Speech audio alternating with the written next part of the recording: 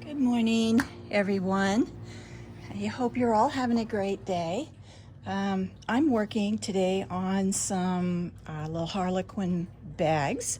The Harlequin is a new pattern just released, I believe, a week ago, and the pattern doesn't come with a wristlet handle. But I wanted to put one on my bags. I'm making two just alike, one for me and one for my best friend. And we both have pugs. So I just made two. It's just about as quick to make two bags as it is to make one. And I want to teach you today how to make a two-tone wristlet strap on a domestic machine. This is not going to need an industrial, and you can see that it's not very thick here. And I have turned it so that there are no seams. I like having D-ring connectors and straps, bag handles and crossbody straps that do not show any seams. So you'll see this one across the outside here, which is unavoidable, but everywhere else you won't see anything that looks like it's lumpy or clumpy or any of that. And I'm going to teach you today how to do this. And these little two-toned or contrast bag straps or wristless straps are just a bunch of fun. They just really dress your little bag up so much. So the typical length for a wristlet is 15 inches. So this is the length and this is the width. So from here to here it's about 15 inches. It might be a little less or a little more. And this one is also 15 inches, and this is quilt cotton.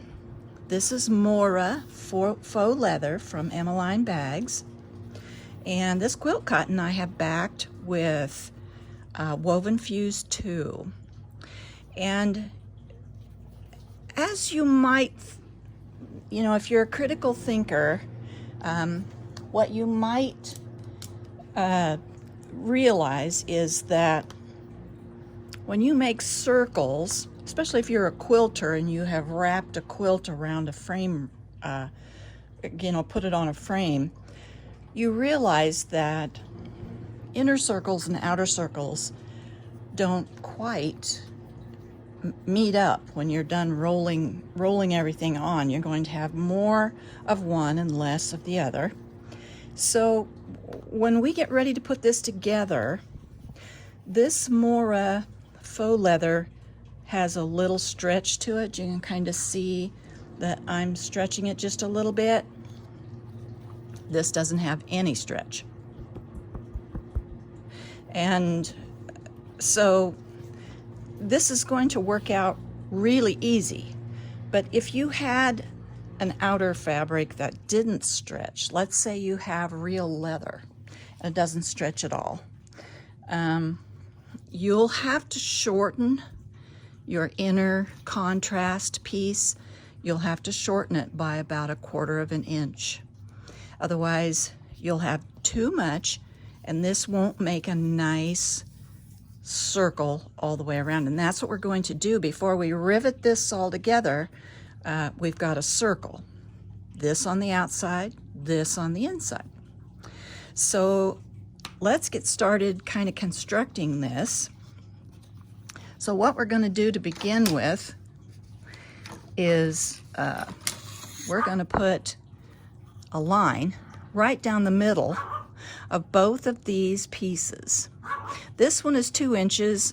This, since I wanted it a little bit narrower, because you see I have just a little of the Mora faux leather showing on each side, and none of the contrast shows on the outside. So this piece here is just a little narrower than this piece here.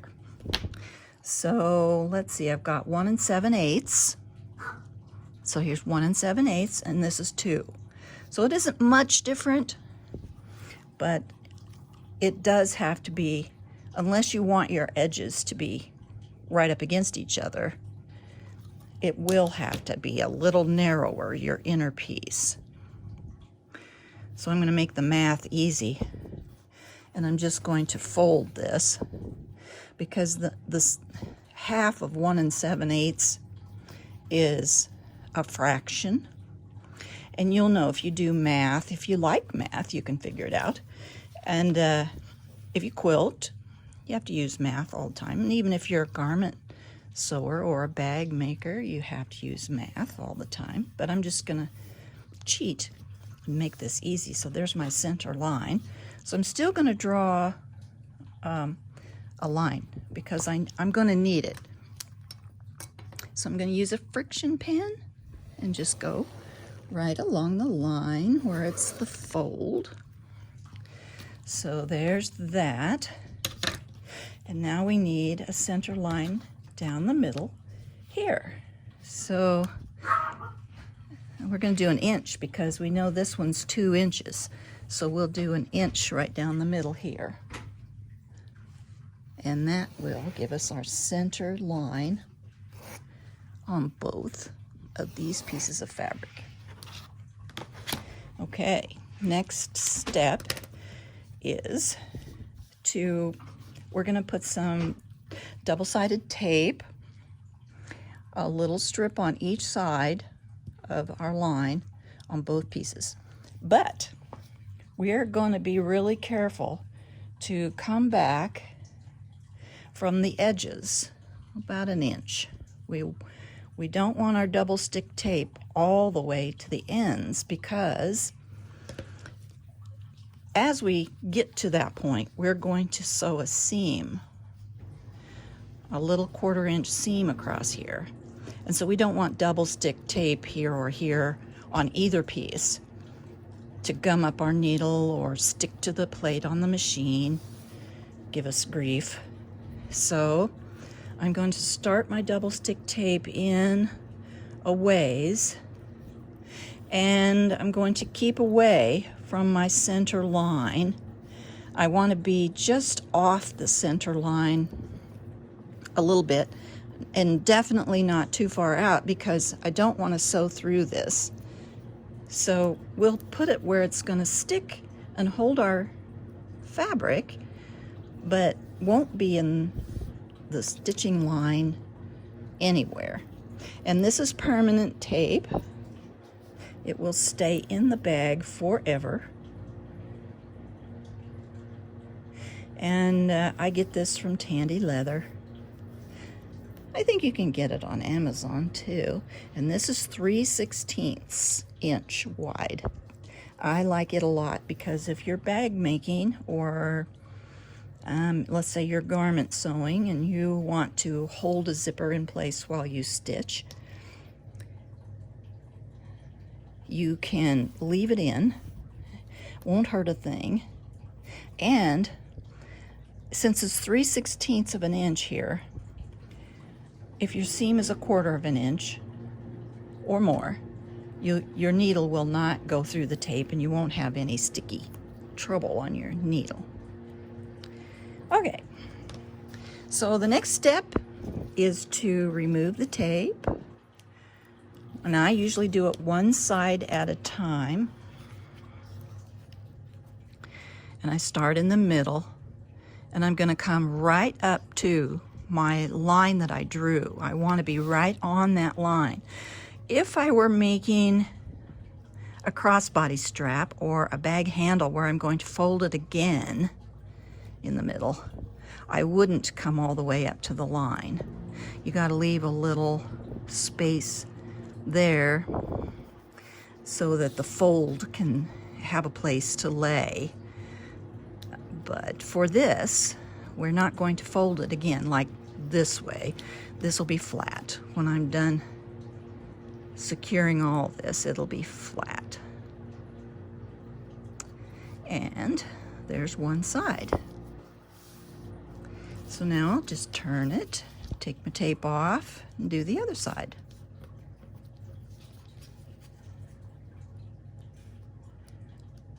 think sometimes the trick to all this is to get this tape off of here. Sometimes if you really squish it down, it'll come loose. There we go. Okay, starting in the middle, just like before. And now my 2 pieces of Mora faux leather are going to touch right in the middle. It's sort of like a kiss. They're going to kiss right up against each other.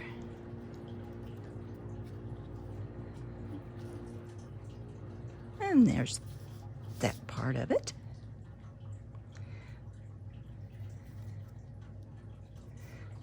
Just about, whoops. See, even though this is permanent, double-sided tape, you have a little bit of opportunity you can lift and reposition. I wouldn't say you could do it 10 times, but you can do it a couple times. All right, so there's the outside of our wristlet strap.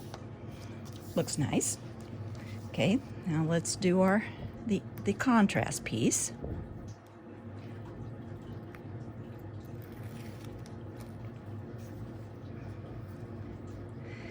And same deal, right up to my line that I marked.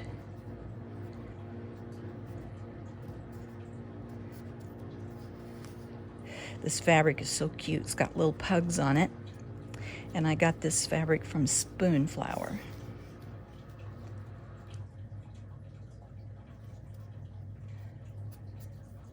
I'm making my friend a second harlequin in the large size. It's going to be black leather, faux leather, and this pug print here. It'll be cute. And this is a surprise for her. She won't know till she opens the package when it comes. She's in Wisconsin and I am in Iowa, so it's always fun to send her a surprise package.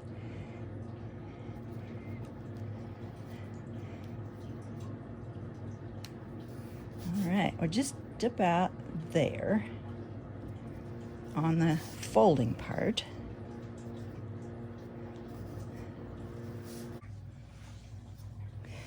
Okay, so we've got everything folded in on both pieces, and now we're ready to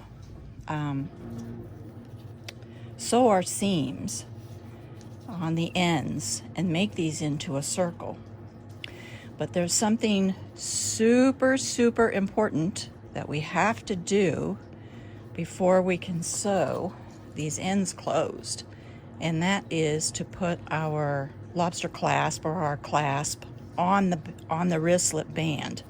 So everything's going to go together now with the clasp on the band. So this isn't hard to do, especially since we're using tape and we don't have a bunch of clips along here or anything to get in the way. So this one's going to go this way, and we're going to stitch this together in a 1/4 inch seam. So we'll get that stitched, and then this one, it has to get turned around like this and stitched together in a 1/4 inch seam this way. And remember, if you have something for the outside of your wristlet that won't stretch, you have to shorten this a little bit. And don't forget to put your clasp on. Oh boy, you'll cry a lot. And you can see already it's starting to look like a wristlet. So, okay, I'm gonna go and stitch these seams, and I'll be right back. Here we go. Got our seams all stitched up. So, and I did back stitch. It's important to back stitch on both of these because there's going to be a little bit of stress on these edges while we get this put together. So now I'm going to finger press these open and carefully fold them into the center to lay along that line. And I don't have any tape here to hold it, so I have to clip it. That's okay. And the same on this side, coming into the center, making sure that I want my seam to line up across there and everything to lay flat. Sometimes you have to kind of fiddle with this a little bit, but it's not too bad. It's never too bad. And same deal on this side. Press the seam open, come into the center, put a clip, and it seems like it's a little fiddly sometimes to work with it this way, but it's really not. Let's see, I think I need to put a clip here. I can't see where exactly my tape ends. I don't want this to wander off on me. And this could actually be quite a bit closer, so that I want this to be nice and straight along here. So I'm going to tuck it in a little better, since that's the outside. I think I need a couple clips here too. Okay, so now here we go. We're going to line up our seams. Here's my seam on the contrast, and here's my seam on the outside. And now all I have to do is transfer my clips so that the two pieces are one. And go along and settle this in. And I don't want my contrast to be seen from this side. And see how nice? Just 1/8 inch difference in cutting. And we have it. So I'm just going to kind of clip along, and then I'm going to fine tune this as I stitch. And so the next thing we're going to do is we're going to go and top stitch and ease in our fullness here and top stitch. And I'm going to top stitch from the contrast side because I want to see where my stitches are landing on that, since that's the side I won't be able to see. I can see if I were to stitch 1/8 of an inch from the edge here, I could see fine, but I can't see what's underneath there. All right, so there's our wristlet, looking pretty good, looking good. And as I go along stitching this down, I will just slide my clasp along ahead or behind, whichever it ends up being as I'm going. And I want to stitch on this side, and I'm going to come in probably a little more, between 1/8 and 1/4 of an inch. On this one, I think it was pretty close to 1/4 of an inch. It looks fine. Okay, so top stitching coming up next.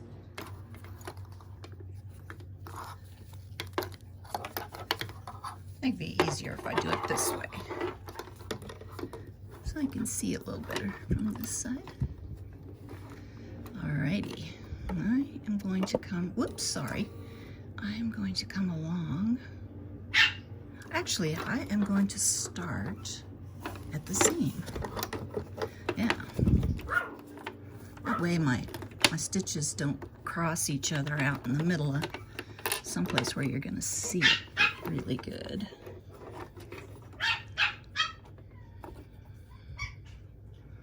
Okay, here we go. All right.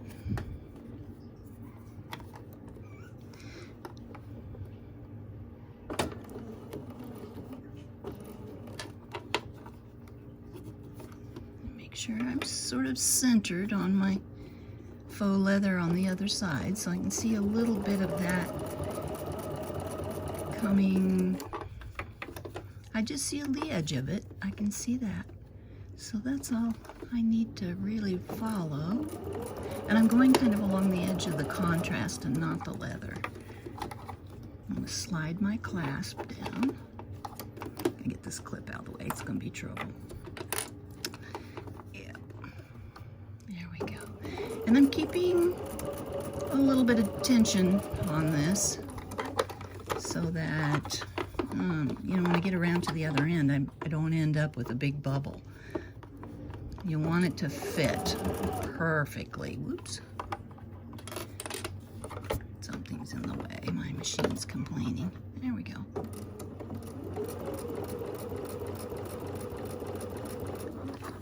Yeah, working out great. Slide my clasp down again. And line up. Make sure that my contrast piece is centered and I can see a little bit of the faux leather on both sides. I know what's happening. My faux leather's dragging a little bit on the bed of my machine. And a little trick that you can do if this happens to you is to take a piece of tissue paper, just plain tissue paper that you can get at the dollar store, and lay it on the bed of your machine on both sides of the needle. And then whatever you're sewing that's dragging on the bed of the machine will slide right along.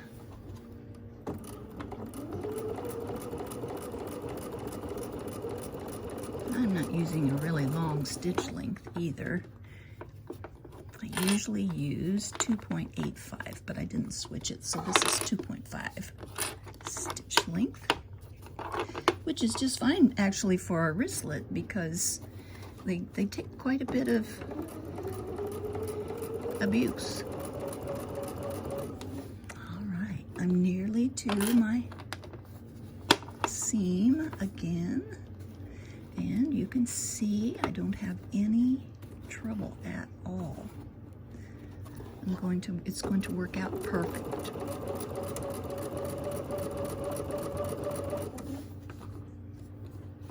I'm going to go ahead and take these clips out so I can move my clasp the rest of the way up.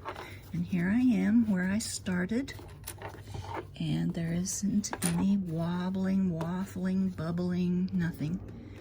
So I'm just going to come up, and I'm only going to sew past. I'm not going to do a big back stitch. I'm going to sew past my first stitches, five stitches, and I'm going to back stitch one time and cut my threads. And then we're going to do the other side.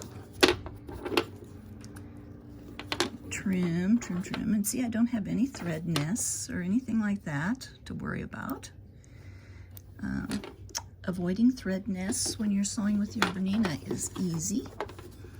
You always start with the presser foot on the fabric. Start on the fabric and hold your threads a little bit to the right or the left. I don't usually hold them to the back, but to the right or the left. Okay, now we're going to do the same thing.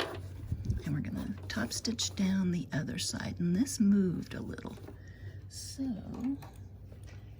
I think my stiletto is somewhere else. So I'm going to use my seam ripper and just scooch this in.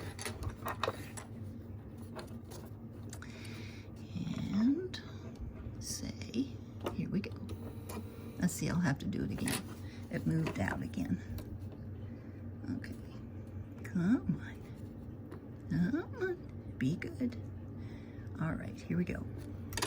Hold my threads and sew. Okay, here we go. This time we can go right along because we don't have to stop and take clips out. And my clasp is all the way around to the other side, so I can just take off. Fly like a bird.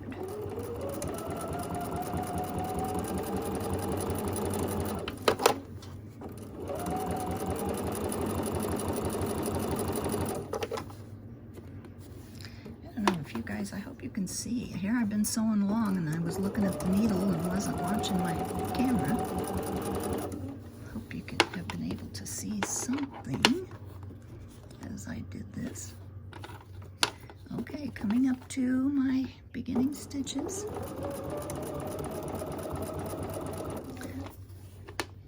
Get this thread out of the way. Okay, I'm going to come just like I did before. I'm going to come up to my stitches, go past a little bit, about 5 or so stitches, and back stitch once. Okay, there we go. So there is all that put together. And see, this doesn't take very much time to do this, especially if you use the double stick tape. It goes really fast. And everything stays in place so good. All right, and here's our front. All nice and pretty. And trim these threads. Okay. Let's go back over to the workstation and we'll finish our wristlet up. Okay, we're back over at the workstation.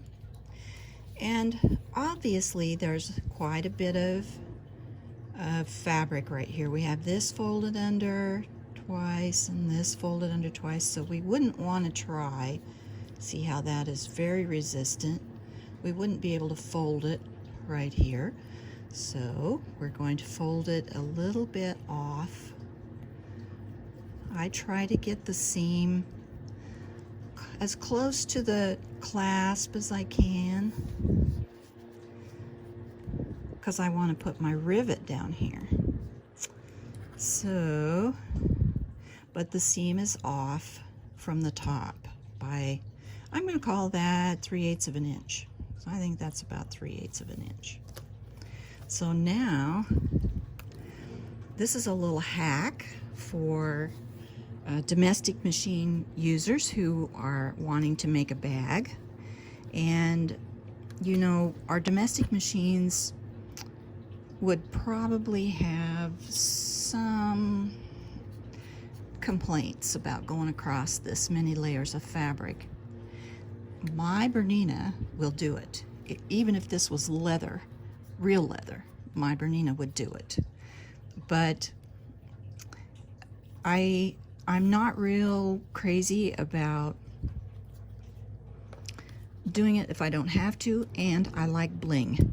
So I'm going to add a rivet because it just adds a little bit more shine and class to the bag. So I just sort of eyeballed, and I'm going to put my rivet right there. And it's going to come out over here just a little below my seam line. And my rivet's going to be, the head of my rivet is going to be big enough to actually cover some of this seam. So let's get lined up here so we can punch a hole. I have 2 rivet presses, and I usually punch holes with one and then set my rivets with the other one so that I don't have to do all this hippity hopping around. But today I'm just going to use one because if I had them both up on the table, you couldn't see. So, all right, I'm ready. So I'm going to punch my hole. All right, there's my hole. Here's my rivet. This is a 9mm rivet. And when you're setting a rivet, see how it came out just where I said it would, just below the seam. So when you're setting a rivet and you're trying to decide on your bag what length of shaft and what size of head rivet you need for the project that you're working on, the rivet should just peek through on the other side of whatever it is you're trying to rivet. And then you just pop the cap on and it'll stay put. Sometimes you can actually hear it kind of pop on there, little snap. So now we're going to set it. So this is a 9mm rivet. So I need a 9mm die, and that's what I'm putting in. If I can get the screw started.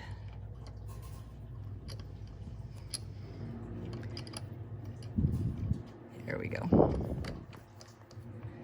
And setting a rivet is sort of a little two-step deal. When you first compress the rivet press, you'll feel it go down a little. And when you add the pressure it takes to set the rivet, you'll feel it set. So it's like a two-step deal. So here we go. And I'm just carefully, there went my first one, I felt it go, and now I'm going to set the rivet, and I'm all done. And there's my beautiful wristlet, all ready to go on my bag.